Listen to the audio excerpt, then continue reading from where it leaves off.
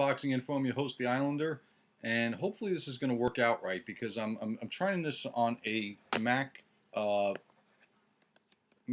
Pro this week. I'm trying different types of recording devices, and it looks a little choppy on the screen anyway. And what I want to do is I want to go ahead and talk about fights, and I apologize. Happy New Year to everybody. Fights that happened this past weekend I should have did a preview of, and then talk about what's coming up, if anything, this coming weekend, and then go from there, basically address the dream fights that you all put on my my last video. And as you all know, there was a card this past week in which on Showtime, which Gervonta Davis of Baltimore took on Jose Pedraza for the IBF Junior Lightweight title, I believe. The theme of this show, as far as the current events in boxing, is the word overrated. And a lot of these guys that get titles, I think to myself when I see them, people write a ton of stuff online. We've heard in the news about fake news and all this other stuff. And I'm not saying any of this is fake, but guys are written about, and these undefeated fighters have their records padded, and then they step up, and we think, they get blasted, and the first thing that comes to my mind is that they were overrated. And that's what I'm thinking about with Pedroza, because I've heard about him, I've seen him before, I haven't been horrendously impressed, and I thought that when a guy has boxed more than 100 and something more rounds than the other guy, you would think the champion would employ a better strategy in the fight, and Davis just came out counterpunching and winging the cleaner punches off Pedraza's unprotected head, and eventually stopped him in the 7th round. The theme of this whole card this night was that it was a Money Mayweather production. He was the promoter of the card in Brooklyn in the Barclays Center, and obviously he was very impressed. I was impressed with Davis. Do I think he stands a prayer of a chance at this point in his career against Lomachenko? Absolutely not. Do I think he'd come out on the good end against Nicholas Walters? Probably not. But this just shows you how absolutely overrated certain fighters are. Whether they employed a bad strategy or not, I don't care. There's nothing Pedraza did that bothered or really hurt Davis, with the exception of maybe a few body shots here and there. And that's all I'm going to say about this fight, because it was a surprise in some circles, but at the same time, I also think that it was, I wouldn't say expected, but I haven't been impressed with Pedraza. The main event, though, was a fighter who I had the impression before this fight was overrated, and that was Badou Jack. Seen him fight before. Wasn't really that impressed, in previous fights. James DeGale, I thought when this fight was made, was probably going to be a runaway favorite in this fight and would box circles around Badou Jack. And much to my surprise, after 2 rounds, the fight started shifting and changing. And that was when Badou Jack found his range on James DeGale in this 168-pound unification bout. Here's the deal, and I need to preface this by telling you how I approached this fight. I approached this fight thinking DeGale was going to win, probably leaning a little bit more towards DeGale as far as wanting him to win, because I thought that maybe better fights could be made with DeGale back and forth across the pond, per se. And I had this image in my mind that Jack was overrated, being pumped up. He didn't look all that impressive in his last few fights, even though he deserved to beat the guy from Romania by way of Lucian Bute. He won that fight clearly, and he was ripped off and given a draw. Okay, so this fight, he basically has a straight left hand snuck through his guard and is dropped in the 1st round, flash knockdown, gets up, he's still eating punches in the 2nd round, and then he starts finding the range. Now, as far as the fight turning and Jack scoring the cleaner punches, the harder punches, and more often, understanding that in this fight, the jab was not a factor for either fighter. So almost every shot that we're going to record on the punch stats are power shots. And as the fight went on, there were rounds that I thought DeGale won, and I thought he was probably still winning the fight going into the ninth round, 10th round of the fight, with Jack inching closer and closer every round. Now, was he behind because of the knockdown going into the 12th round? Maybe, meaning Jack. He scored a legitimate knockdown, Jack did, of DeGale in the 12th round and came really close to stopping DeGale. Reminded me of the 12th round between Oscar De La Hoya and Ike Corte. Oscar De La Hoya scored an early knockdown in the round and then had Corte in all kinds of trouble on the ropes. The referee was about to stop the fight. Same thing here. And all of a sudden, the fighter who scored the knockdown looked like he punched himself out. And then DeGale came storming back. Now, even though I wanted DeGale to win the fight, I thought legitimately, I keep wanting to call him Bojack, but I thought Jack deserved to win the fight. And I'm really surprised that they called this a draw. And I'm looking at the punch stats right here behind my my camera. And total thrown punches in the fight: Badou Jack threw 745, DeGale threw 617. Total landed: Jack 231, DeGale 172. Connect percentage 31% for Jack, 28% for DeGale. Okay, so Badou Jack landed more than 50 more punches in the fight, and they were hard, clean shots. It doesn't take a rocket scientist or a nuclear physicist to figure out who won the fight. Now, I understand that James DeGale revealed he had an injury after the fight. Look, neither here nor there. He didn't look injured to me in the fight, but I'll take his word for it. They're pushing for a rematch because they can make mega bucks over in England, and Badou Jack, from what I understand, is giving up his title to move up to 175. Okay, now, with that said, let me see if there's anything on tap for this weekend. Oh, why'd that just go away? What is January 19th? Nothing. 20th, Adam Lopez versus Danny Roman for the WBA Junior Featherweight Eliminator on Showtime. Really don't have much of an opinion on that one. Let's see. Hinckley, Minnesota. I never knew they had boxing in the state of Minnesota. Zab Judah is returning on the 21st at Trenton, New Jersey versus Jorge Luis Munguia at 140 pounds.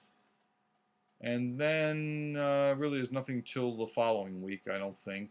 I'm looking down the list. Yes, on the 28th, in which Carl Frampton gives a rematch to Leo Santa Cruz in Las Vegas for Frampton's WBA featherweight title. And Mikey Garcia is fighting Dejan Laktikanen. I don't know how to pronounce his name. I've not seen him fight, but I understand he's very dangerous for his WBC lightweight title, which is going to be interesting. And Lee Selby's fighting on that card against Jonathan Victor Barros for Selby's IBF featherweight title. And he's been in the mix, or the talks at 126 pounds for unification.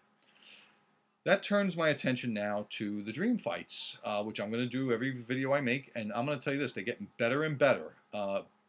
Better and better and better. Let me do this real quick. I want to make sure I got the person's name right of who put these on here. Okay. As we know, our good friend Arnold Wayne has been asking me about Dreamfights for a long, long time. And with less than 10 minutes into this video, we'll spend some time on them.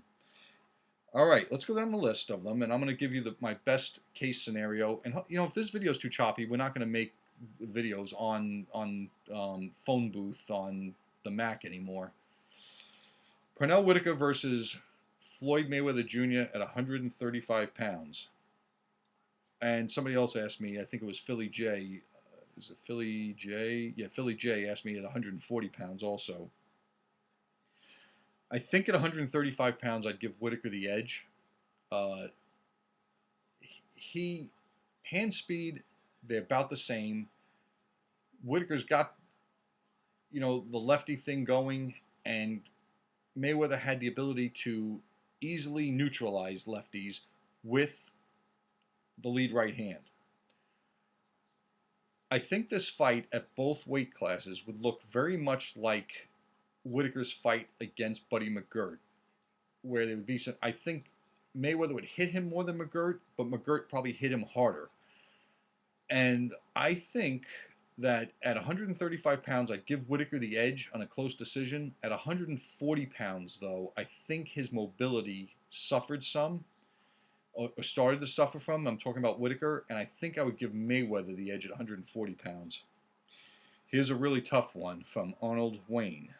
Manny Pacquiao versus Wilfredo Gomez at 122 pounds. This one I can see going either way, and the situation about this is I'm not sure that Gomez would be able to hurt Pacquiao with a single punch, like he would turn fights around just almost automatically at 122 pounds in his title defenses with just one shot. It wouldn't be one punch knockouts, but the demeanor and the fight would change on one single shot, and I don't think that would work against Pacquiao. Over 12 rounds, I would give Pacquiao the edge. Over 15 rounds, I still think in hindsight, I think that I'd give Pacquiao an edge in this fight. Would he stop Gomez? Possibly. But Gomez never lost a fight at 122 pounds. I don't know how drained he was to make 122 pounds, and I could see the fight going either way. So I'm not really sure about this one. My heart tells me Gomez. My mind tells me Pacquiao, if that makes any sense. Okay, Pacquiao versus Sanchez at 126. All right, and to be totally fair about this one, it would be a 15-round fight. It would be, Sanchez died in the prime of his career, so we're talking about, his fights against Gomez, the way he was against Pat Cordell, the way he was against Jorge Rocky Garcia, the way he was against Zuma Nelson. Okay, and the situation is this: if Eric Morales could beat Pacquiao over 12 rounds, Sanchez would beat him over 15 rounds. Would he stop him? I don't know. I think, and this is just my opinion, that when Sanchez was put in the ring with really dangerous fighters, those are the guys he got either knockouts or stoppage victories over, or knocked them to the canvas. And I'm thinking in this scenario, possibly Sanchez by a stoppage on cuts. He had his best punch was a lead right hand, which was the one that Manny Pacquiao was susceptible to. Unlike Floyd Mayweather Jr., Salvador Sanchez would have pressed that advantage until it paid off. So I'm going with Sanchez over Pacquiao at 126. Billy Petroli versus Julio Cesar Chavez Sr. at 135. Really couldn't tell you. I'm assuming this would have, for Billy Petroli, it would have to be a 15-round fight. The only thing that would lend me to believe that, look, if Chavez couldn't knock out Jose Luis Ramirez, and again, he wasn't trying real hard to do it, or Dwight Pratchett, or Juan Laporte, or Rocky Lockridge, I don't think he would knock out or stop Billy Petroli. Now, here's the problem. I don't know what kind of damage would become of Billy Petroli's face in a fight, in a high-contact fight with Julio Cesar Chavez, considering that, A, if we brought Billy Petroli into the future and put him in 8-ounce boxing gloves in a 15-round fight, or took Julio Cesar Chavez back in time to where they were using 6-ounce or less gloves and fighting 15 rounds, that Chavez was going to raise welts, swelling, and cuts on anything he hit. So, toss-up, yes. It would all depend on how Billy Petroli's features would hold up in this fight. Okay, next one, George Foreman versus Lennox Lewis. Many of you are going to be surprised by this, but I think that if we're talking about the Lennox Lewis, who was trained by Emmanuel Stewart, I'm going to go with Lennox Lewis because I've seen George Foreman, even in his prime in the 70s, I don't think was fast enough to to get to overcome Lennox Lewis's reach before Lennox Lewis would hit him. Now the question would become, what if George Foreman walked through Lennox Lewis's power? Because remember, Lennox Lewis would get wild sometimes. Something tells me Lennox Lewis would have gotten to George Foreman. Next one, a really good one, by Arnold Wayne. Julio Cesar Chavez Sr. versus Hector Macho Camacho at 135 pounds in 1986. All right, they fought in 1992 at 140 pounds, and it was a wipeout. But in 1986, let's review the fights that Hector Camacho had. He fought a very tough, gifted decision against Edwin Rosario, where I thought Rosario won the fight. Most people did. And then looked kind of uneven in September that year against Cornelius Boza Edwards. I'm going to still say Chavez would have beaten Camacho. It may not have been a shutout wipeout like it was in 1992, but I do think this. There would have been a better chance of Chavez catching Camacho and stopping him at that time. Because Chavez was far better in 1986 than he was in 1992, much like Camacho was.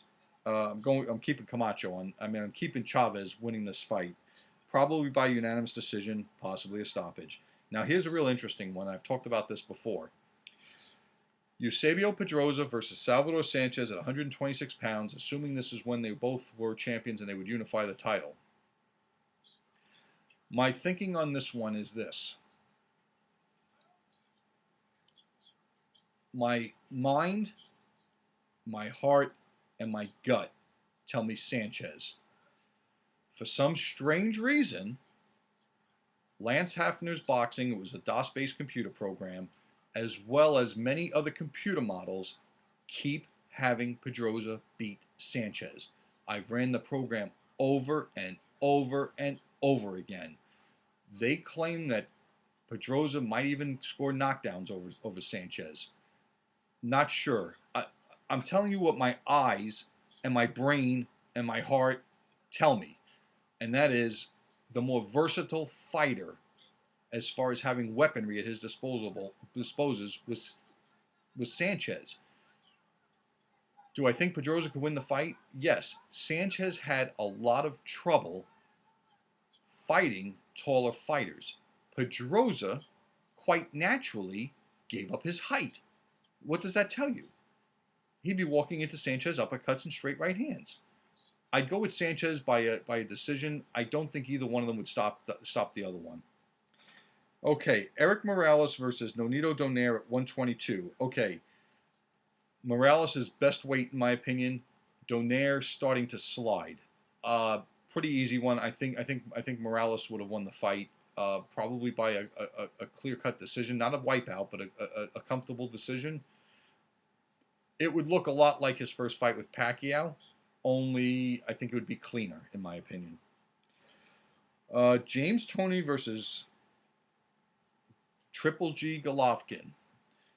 I'm assuming at 160. I give a tiny edge to Golovkin. I'm going to tell you why.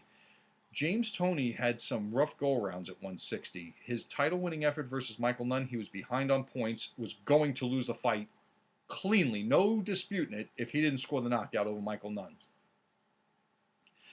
His first title defense, I think it was his first or second title defense against a guy named Dave Taberi, he lost that fight too. They ripped off Taberi. I think Taberi scored a knockdown, and then basically, out-volumed him, just taxed him. And I don't know why he stopped fighting. I don't know much about Dave Taberi, but let's put it this way: if James Toney performed like either of those two ways against Golovkin, I don't think he would be stopped, but he would have lost a clear-cut decision in my opinion. I'm gonna lean towards Golovkin in this manner, only because I know how uneven Toney was performing at 160, and I think it was because of the weight, actually. Now, you put the James Toney at 168 against Diane Barkley and with Golovkin or somebody at 168, like Andre Ward or something, I'd be going with Toney. I think there was something wrong with him being drained of weight at 160. and that's how I'm gonna play this one out. I'm gonna go with Golovkin in this one by decision. All right, here's a real interesting one: Bob Foster versus Michael Spinks at 175. Much to your surprise, I'm gonna go with Spinks in this fight, and I'll tell you why. Foster enjoyed height and reach advantages, as well as massive power over these guys, where he was punching down on them, like Dick Tiger, like Mike Quarry, like several other guys that you know, he had a lot of trouble with Jorge Ahumada when he got older. But the same trouble that Ahumada gave him, Michael Spinks would too. And Michael Spinks could punch just as hard as, maybe not as hard as Bob Foster, but I think what you'd get is basically Bob Foster overreaching for a target and Michael Spinks capitalizing on it. Would it be a definitive knockout one way or the other? I don't think so. But I think that if one was going to stop the other, I think Spinks would have caught Bob Foster. But most likely, Spinks would probably win a decision like he did against Dwight Muhammad Qawi. Totally different style of fight, though. Bob Foster versus Victor Galindez at 175. Now, here's one that I flipped the other way around, where I think Bob Foster would have knocked out Victor Galindez. Victor Galindez, I think, was really what you'd call the poor man's Carlos Monzon. That he beat a lot of good fighters, and then lost unexpectedly to Mike Rossman, where his eyes looked like the meat was falling out of his eyes. He was cut up. One of them was cut up so bad. Well, maybe that was Rossman in the rematch, but Galindez was beaten bloody by Mike Rossman, and it was bad. Those are fights that Bob Foster didn't lose, and Bob Foster would have knocked out Victor Galindez, in my opinion. It was probably one of the easiest one of these fights to call on this list, in my opinion. If you have some other insight about Victor Galindez, please share. I've seen many of his fights. Fights I thought he lost against Yaki Lopez. Like I said, I think he was a very good, solid 175-pound champion. I just don't think he's in the same class as Bob Foster. Roy Jones Jr. versus Michael Spinks at 175. Now, here's where I flip the other way also, where I think Roy Jones Jr. may pull off the upset over Michael Spinks. I think his speed, his elusiveness, his ability to, if he's playing it up straight, keeping his hands up, playing defense, doing all the things he was doing when he was unifying the title, would he have gotten caught and maybe hurt in the fight? Possibly. But I think in his prime, he had too much dimension for Michael Spinks, where Michael Spinks was fighting in linear lines and straight lines, like Bob Foster fighting in straight lines. And Roy Jones Jr. was hopping here, hopping there, basically moving around in circles. And that would have been the difference in this fight. And I think Roy Jones Jr. would have beaten Michael Spinks. Close, but I think he would have outboxed him. A lot of fights where Michael Spinks had trouble against guys like Oscar Rivadavia or other guys, those same troubles would probably follow him into a fight against Roy Jones Jr., who did everything better than those guys. All right, then we've got, and some of these are PhillyJ's also. I think these are his. Terence Crawford versus Costas at 140. Look, Terence Crawford has not been in the ring with anybody even close to the caliber of Costas. And I think in his prime, the punches you see guys landing on Terence Crawford, Costas would definitely land on them. And I think he would hurt Terence Crawford. Now, can I say he would knock him out? I don't know that. But I think that I think Costas had too much dimension to his game to be overtaken by the multiple dimensions that Terence Crawford has. I don't think Crawford's been tested to that extent yet. And I think knowing what I know about Costas, I think that... let me put it this way. I don't think Costas would be in any more danger against Terence Crawford as he was when he fought Zab Judah. I think that Zab Judah's power is a notch above Terence Crawford's. I think his ability to deliver it is a touch above.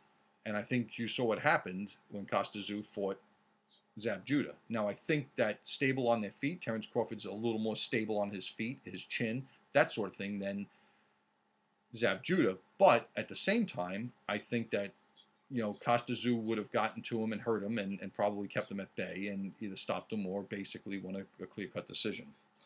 Okay, Tommy Hearns versus Oscar De La Hoya, another easy one.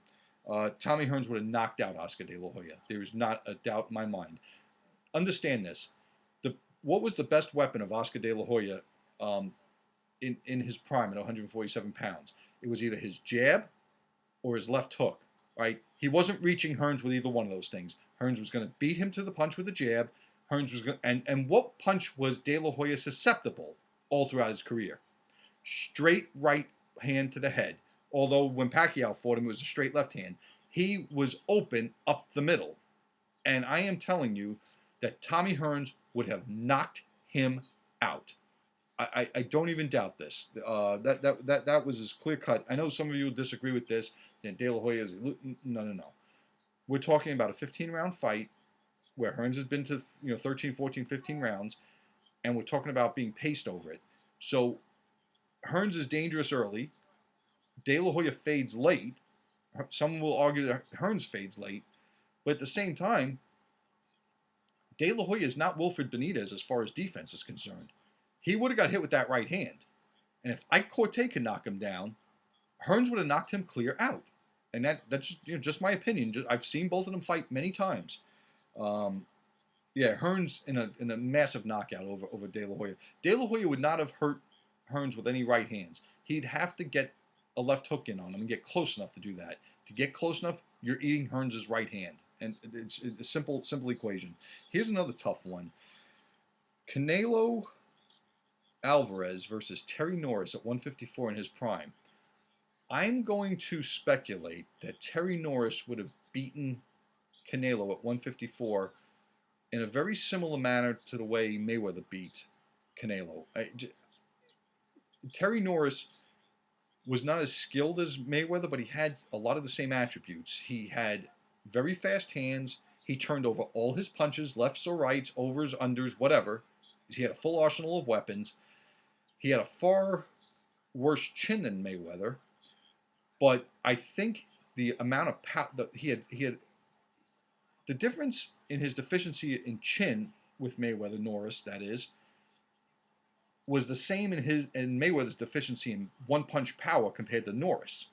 And I think his power would have kept Canelo honest, and he would have beaten him probably the same way that Mayweather beat Canelo, where he kept him, off on his heels, and Canelo may have had a few moments in the fight, but for the most part, when he's at the top of his game, I think Terry Norris would have beaten Canelo. That's just my opinion. Then we've got Salvador Sanchez versus Vasily Lomachenko at 126. All right, once again, we have to assume that the fight is fought on Sanchez's terms, which means it's a 15-round fight. It's with the smaller gloves. Lomachenko did not have the advantages, the size advantages, and body advantage, the physical advantages over Sanchez that he has over most boxers. And if that's the case, I think that that Sanchez squeaks by a close decision, and doesn't.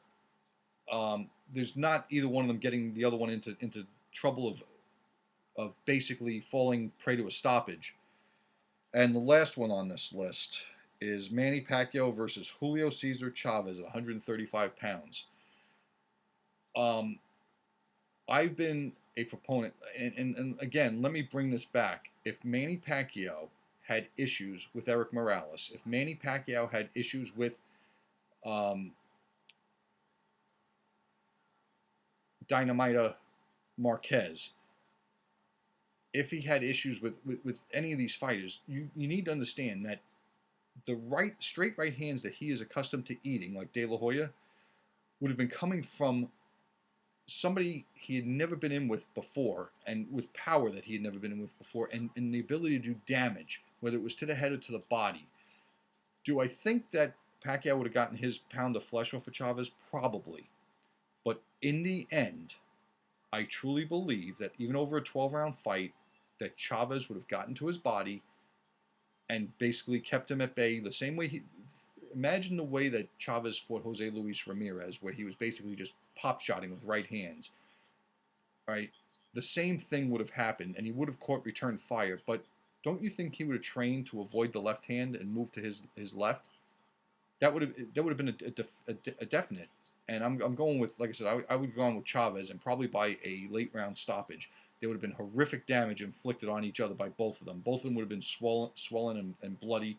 And in the end, basically, one thing that Chavez was gifted with was a skull or a cranium that was thicker than the most human beings, and more importantly, the ability to raise welts on the flesh that he hit.